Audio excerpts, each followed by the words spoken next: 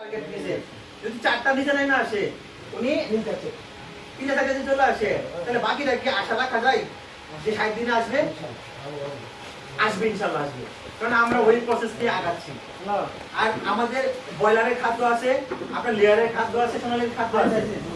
আমরা আপনাদেরকে কথা দিচ্ছি, আপনারা যে খাদ্যটা ব্রয়লারের 32 টাকাতে কিনবেন, আমি ফরিদ ভাইকে বলছি এই খাবারটা অন্যদের তুলনায় আরো 20 টাকা 30 টাকা লাগে, 50 টাকা কম দিয়ে ওনাদের হাতে দিবেন। যদি 50 টাকায় কম দেন তাহলে কত? প্রায় 1000 টাকা করে কম পাচ্ছে না কোনো সরকার।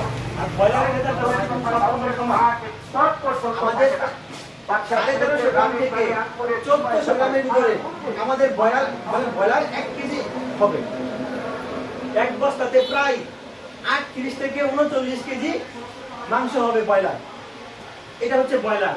আর লেয়ারের ক্ষেত্রে যদি বলি, লেয়ারের প্রোডাকশন পার্সেন্ট হচ্ছে হিসাব যে আপনি আগে ব্রয়লার লেয়ার খাওয়াইতে, আগে আপনার যদি 82% থাকে, আমারটা যদি 7 দিনের ভিতরে এটা 84% না হয়, তাহলে আপনার খাওয়ানো দরকার নাই, খাবারের বস্তা ফেরত দিয়ে যাবেন।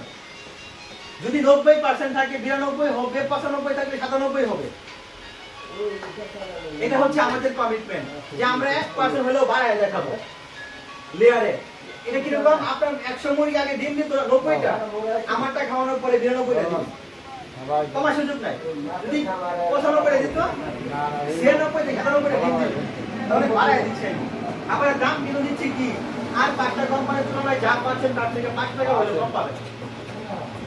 আমরা ওই কমিটমেন্টই আগাচ্ছি।